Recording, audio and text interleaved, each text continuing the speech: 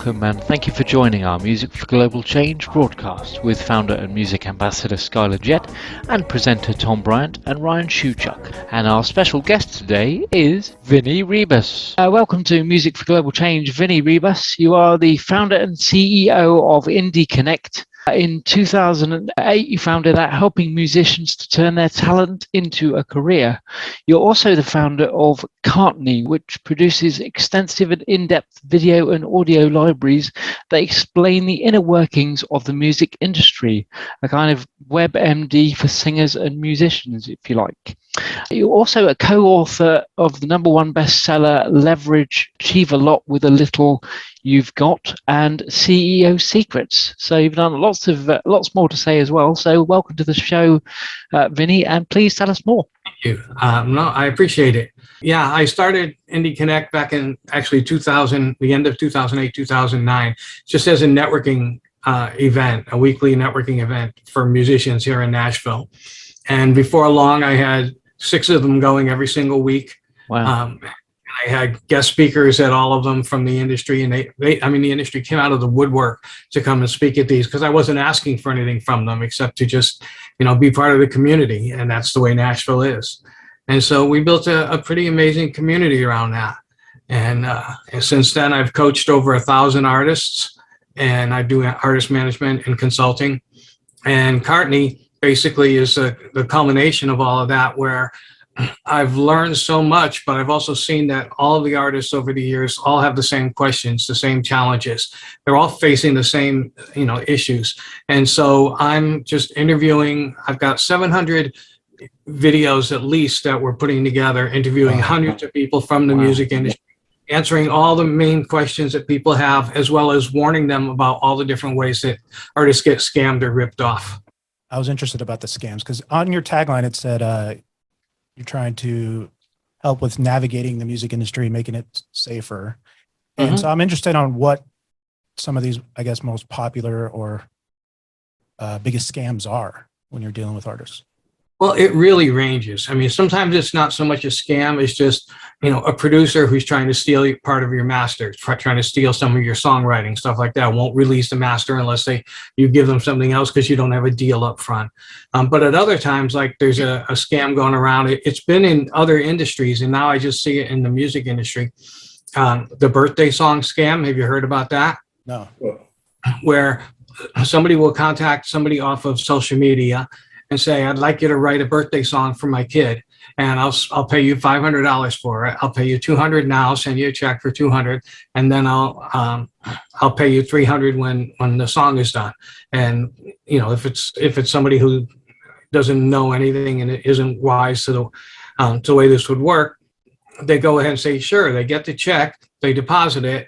It turns out to be a check for $2,000. So the scammer contacts them and says, I gave you, the check for $2,000 by mistake. So can you refund me the $1,500 and you keep the $500? And so they send them the $1,500, and then the bank says, oh, that check was bogus.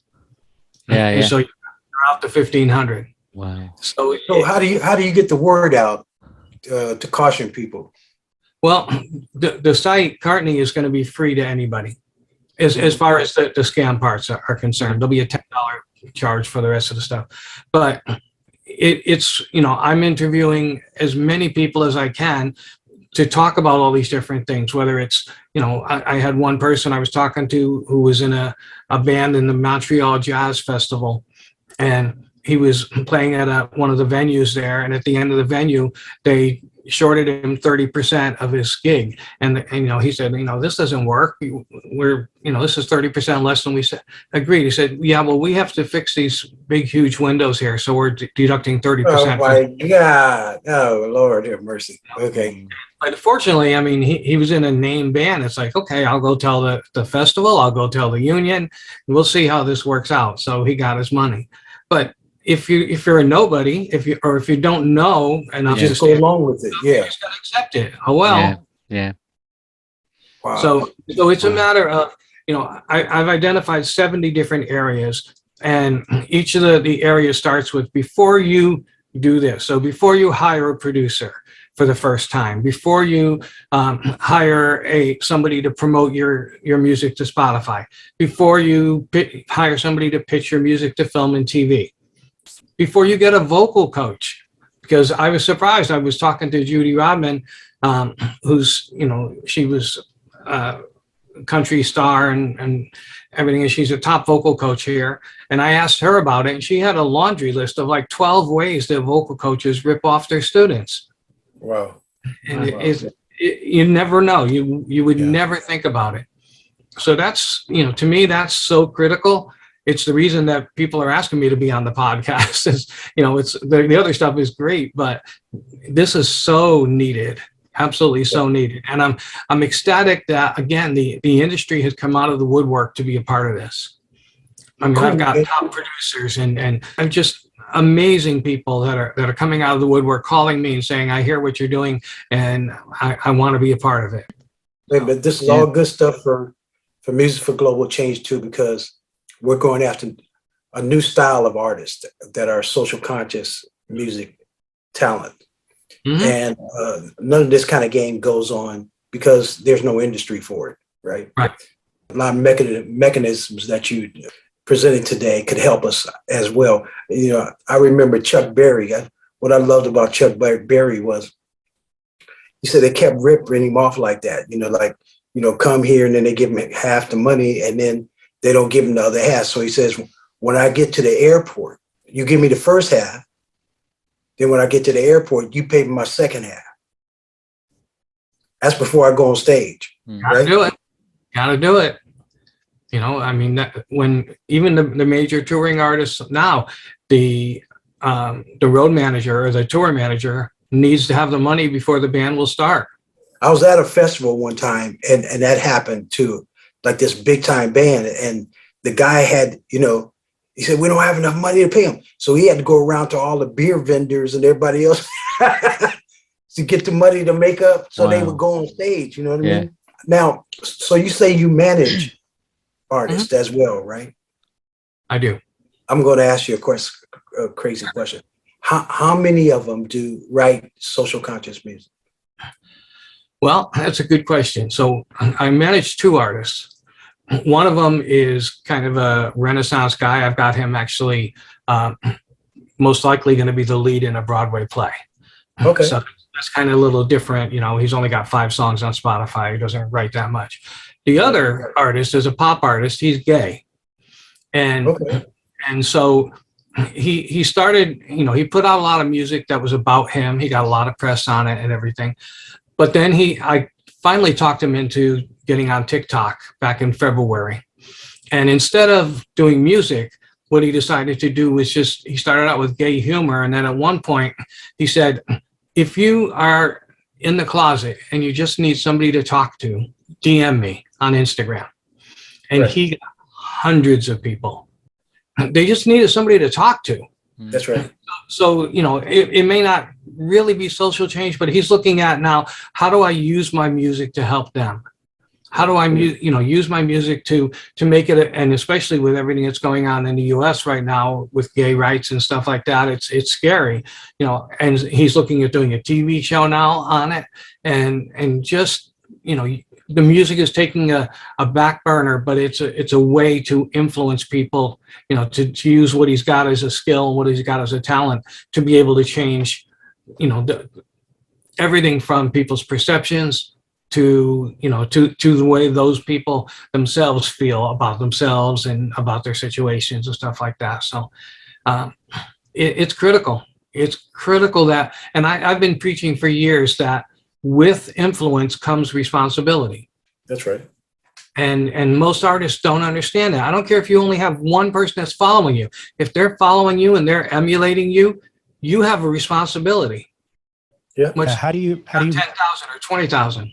Yeah. How do you work with your artists? Like especially in social media, like what advice do you give them on managing their accounts or their profiles or even just dealing with like negative feedback or things like that? Because social media is such a prevalent way for obviously the music industry, artists. Yeah, it's all, obviously it's all about authenticity. That's the buzzword and everything, but it's true.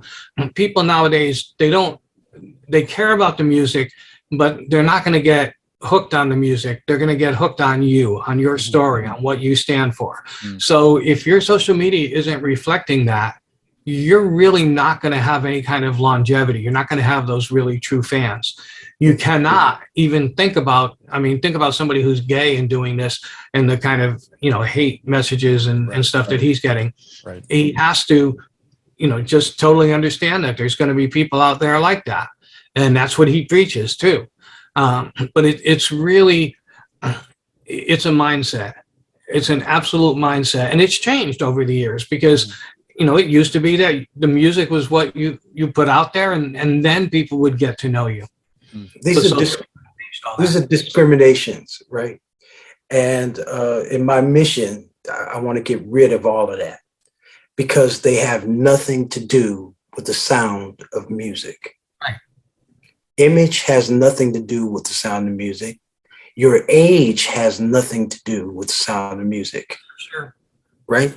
And your race has nothing to do with the sound of music. Right. So you have men that decide we're going to put brakes on anybody that we believe we can. Right? But with 8 billion people on the planet, you don't need all 8 billion. You just need people that's fans of yours that care about your sound, right? And you can make a decent living like that, right? You don't need everybody. You just need a lot of people. And if you stop thinking about in terms of record companies and stuff like that, because like I always say, and I've said many times when I walked out of our offices, remember, it's the music business. It's not the business music. Without the music, you don't have a business. Right. Yeah, no, it's critical. And you're right. You don't need millions of fans.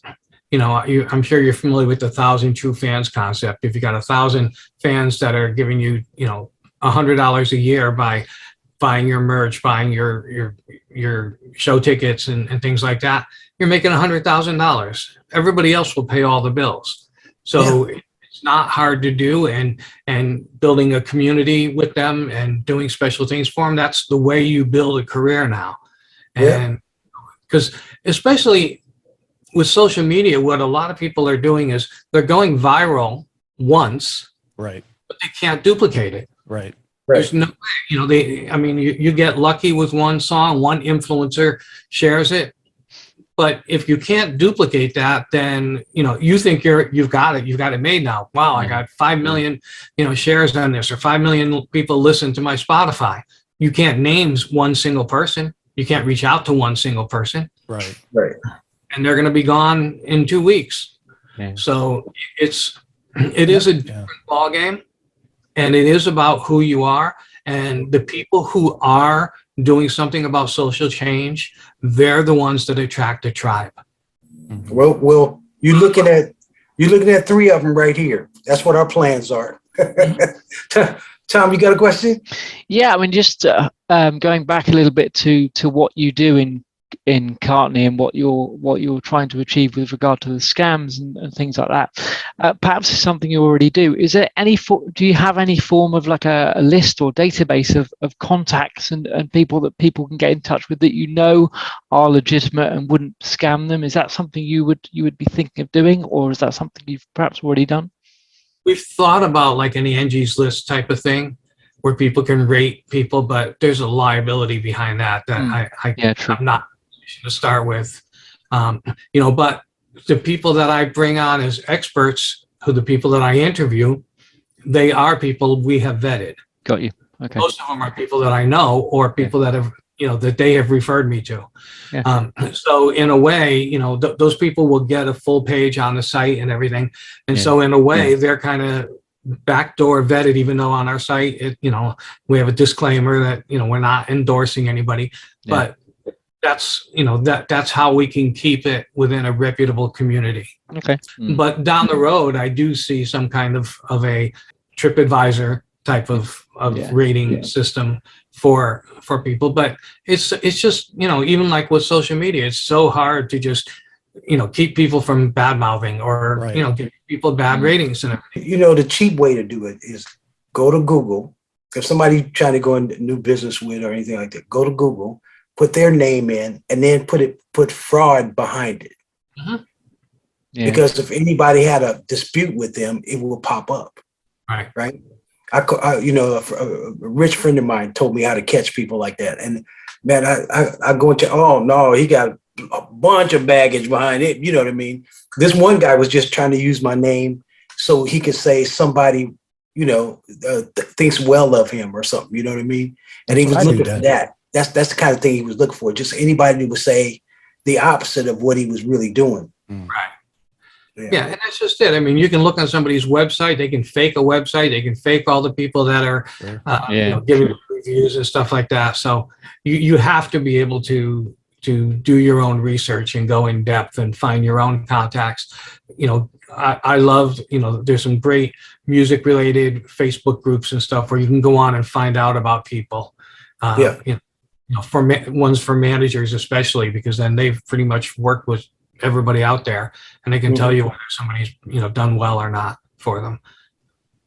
Right. Ryan, you got another question? Yeah. So with Cartne, it hasn't officially launched yet?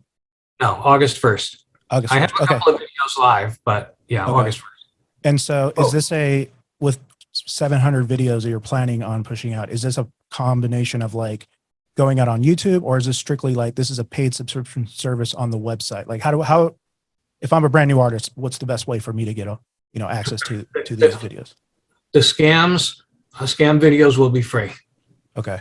The rest of the videos, it'll be $10 a month. Okay. And that's because I have to pay editors and stuff, Of course. Right now I'm doing all the editing and I'm doing all the voiceovers and all the interviews. Yeah. Me and interns. But we will have a $20 level too that'll have the live events. It'll have meet and greets. It'll have workshops and seminars and contests and stuff like that. But to me, the most important thing on there is the scams. If we can educate people that way, they'll have a leg up. They'll go, they'll avoid going backwards. And know what to look for. Yeah.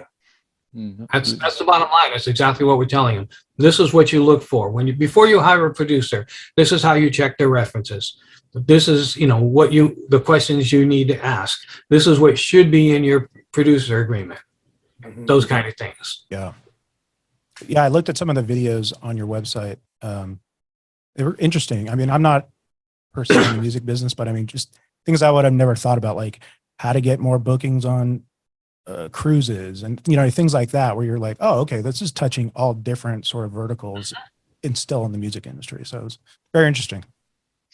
It's we came up with a lot of them, but every time I talk to somebody, they come up with more. Every time I talk to one of the speakers, they say, we could talk about this too. And it's like, okay, add that to the list, add that to the list. We've recorded 60 videos so far. So we're on our way. Now I just got to get, most of them edited, but it's going to be powerful. It's going to be, and it's they're short, concise, 10 to 12 minute blocks, just answering the main questions that people have. I'm never going to replace a manager. I'm never going to replace an artist developer. This is going to be just the basic information that you need to be able to move your career forward without making mistakes, without going backwards. Oh, this is a beautiful service you got there, man. Yeah. I think it's really cool. Now, like I say, I know talent. And so, Music for Global Change is a brainchild and a movement where we're trying to find really, really talented, amazing artists that write social conscious music, but they feel they have no way to, get promoted like that. You know what I mean? And so I think it's going to be a lot of fun when we put like a 2-hour show of just amazing artists coming out and doing their songs, and people falling in love with them, going, man, I wouldn't have heard that on, terrestrial radio, because there's no radio for it. There's no festivals for it. There's no record labels for it. We're creating that now. See what I'm saying? And I think there are some conscious music labels and festivals.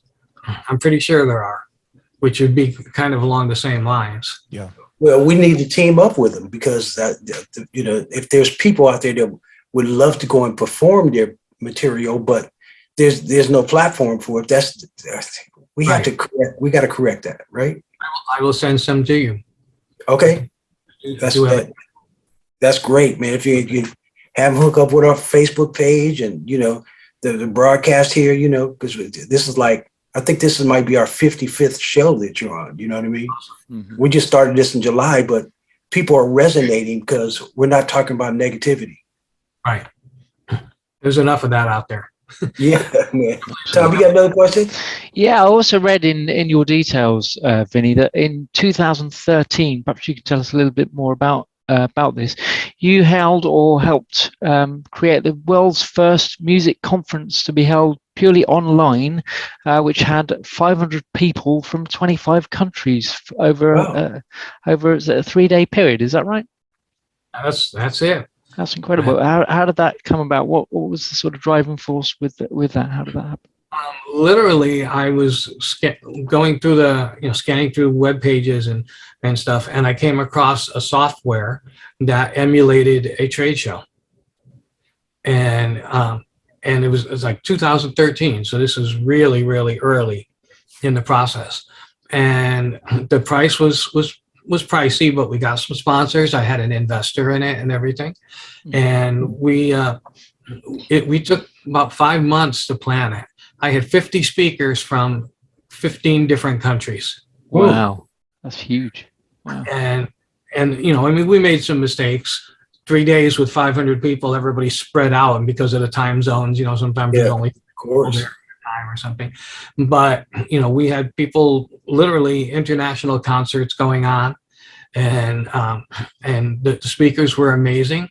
At that point, we could have done it live with all the speakers, but that was a challenge with the software. Mm-hmm. They couldn't get it to work for some reason. So it was, the speakers' video went live, and then they were live on Skype afterwards. And so you could ask questions, you can meet them and everything. And then the video was up there for the rest of the time. And so it was a little different, but we had a trade show. Everybody had their booths and everything. We sold booths for it. And to this day, I'm still friends with probably 100 of those people, still in touch with them. So it was amazing. We actually duplicated it again in 2021. Okay. Yeah. At the end of 2020, yeah. We bought our own virtual platform to do that with. Right. And it was pretty amazing. Everybody was an avatar and yeah. Yeah. Well, Diverse. yeah. Yeah, good stuff. That's the Indie Connect, because that's where you started, right? Mm-hmm. And tell us about that, because that's before Cartne. Yeah, I mean, it literally started, I was running business networking meetings, and I'm in Nashville, so I had a lot of people from the music industry coming to these meetings. So one day I just said, why don't we get together once a week and talk music business? I had 5 people the first week, 10 the second week, and 30 the next week. And so it literally became this huge community. It was uniting the Nashville community. Like I said, I had 6 meetings going on every single week, every one of them with speakers, and daytime, nighttime. It was the place to go. And that's how I built my network, many of whom are now, part of Cartne. It was so powerful, because here in Nashville, it is like that, where, it's a very friendly, very supportive community. It's not competitive, in the sense that LA and New York are really, really competitive. Here it's more cooperative. And so they were, literally they were coming out of the woodwork. Major label artists were coming in. I'm not with the label anymore. I don't know how to market myself. And we would just brainstorm. We got to brainstorm with everybody. Mm-hmm. And so, it was pretty amazing. And that's from there. I had said I wasn't going to go back into management. I had managed artists a long time ago, but a couple of people talked me into it, and a lot of people talked me into coaching. So yeah, no, it's what a beautiful service. Ryan, you got another question? Yeah, it seems like Cartne spawned from the networking and things like that. So you could just produce the same sort of helpful information, but at scale, right? Because it's, right. That's exactly. That's been my mission. But I mean, as far as Nashville's concerned, like, are you telling people, like, or potential artists, like, hey, you should move here, or you're like, stay where you are, I mean, this can help? Or, I've never been to Nashville. I guess I'm just trying to get an invite to hang out with you, Vinny, in Nashville. And go see some live music. Yeah, Nashville is amazing when it comes to that. It is easy to break into the industry here. Mm-hmm. It's easy to get to know people. I know when I worked in New York, because I lived in Connecticut, and so my publisher was in New York, and I'd be in there every week and everything.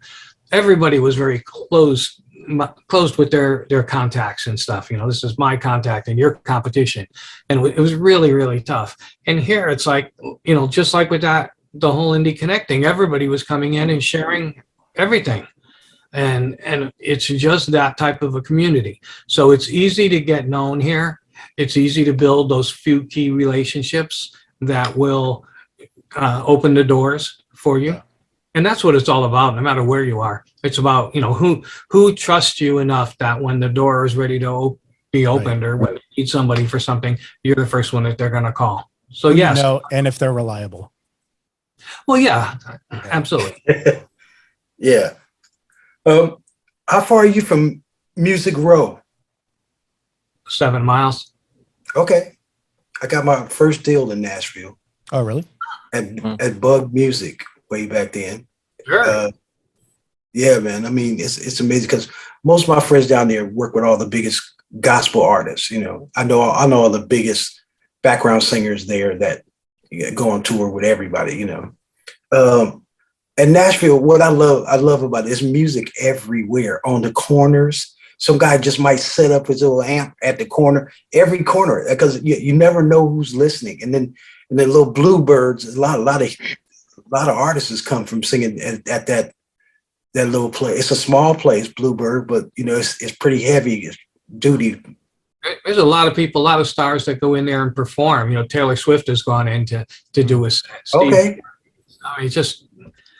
Or Steven Tyler, rather, I know was there. Yeah, it's a pretty amazing place, considering it only seats 70. Oh, yeah, man, it's really crazy. I love all the music in the town. I've done, I did a gospel song at this place called Benson with Sandy Patty and Peebo Bryson. You know what I mean?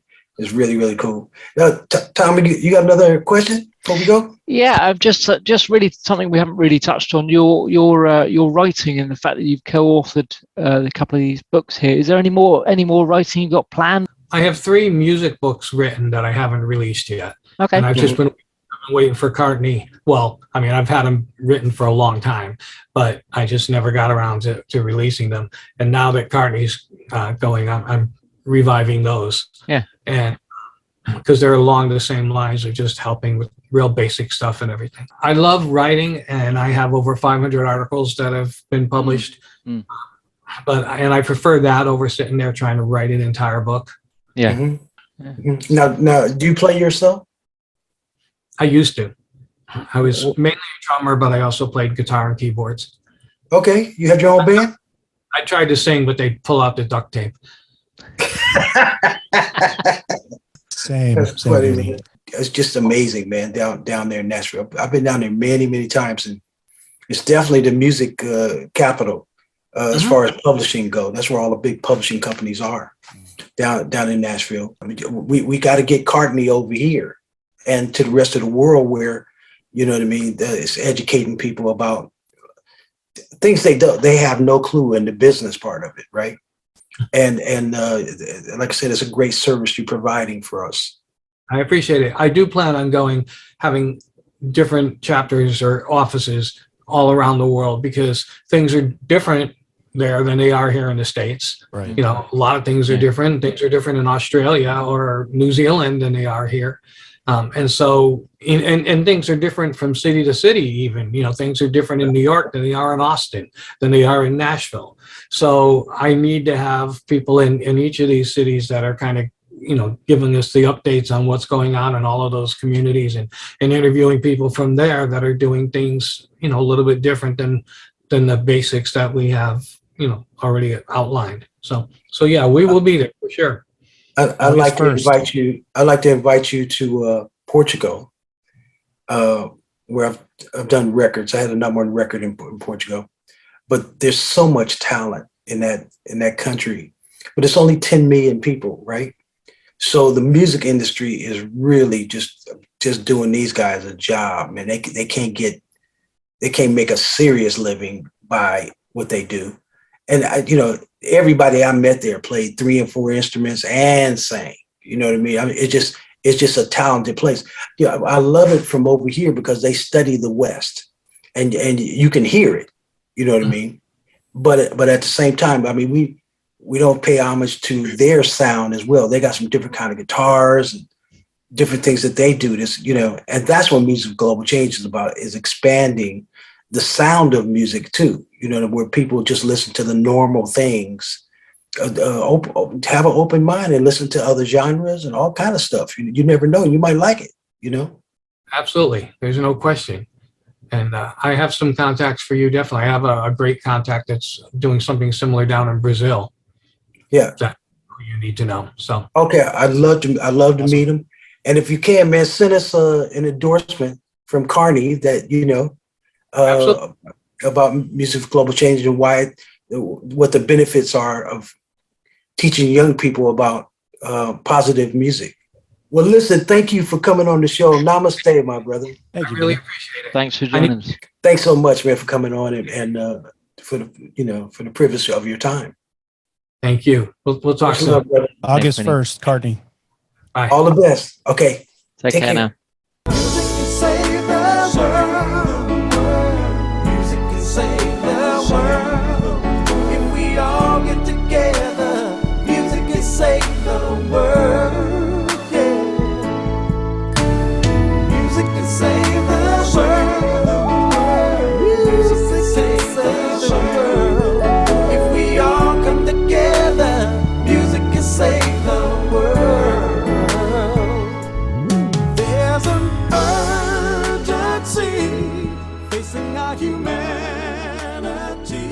Thank you so much for watching. To stay up to date, please click subscribe and hit the bell. You can also join our group on Facebook and find us on LinkedIn and Instagram.